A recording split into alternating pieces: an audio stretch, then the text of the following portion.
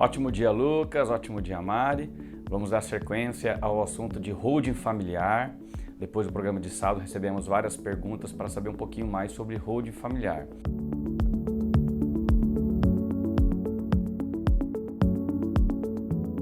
Então vamos lá. A primeira pergunta é: o que é holding familiar? Holding familiar é uma estrutura empresarial criada pela família, pelos familiares, com o intuito de proteção patrimonial, com o intuito de um planejamento tributário ou um planejamento sucessório. Por que eles fazem isso? Muitas das vezes os familiares têm vários imóveis onde eles têm vários rendimentos de aluguéis que na pessoa física hoje tem um custo de 27,5% desse total de rendimentos. E na pessoa jurídica você já economiza pagando apenas 11,33%.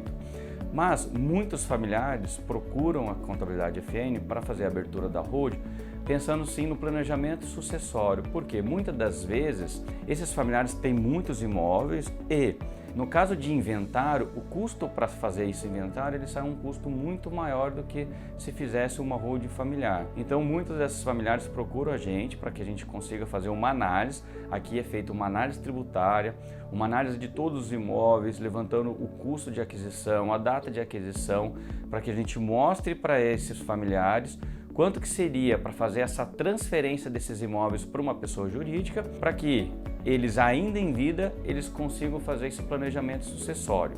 Uma outra pergunta que fizeram para nós é quando que é necessária a criação de uma holding familiar.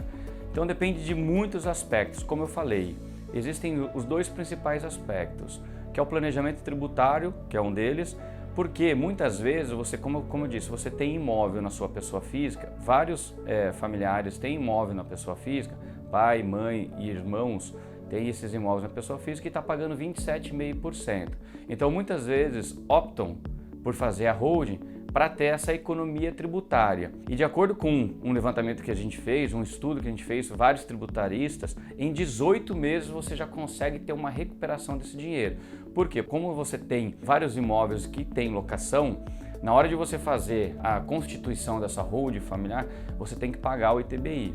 Então, de acordo com o nosso levantamento, em 18 meses você já consegue recuperar. 18 meses você acaba tendo esse custo, você pagando esse custo, em 18 meses você começa a ter essa recuperação financeira.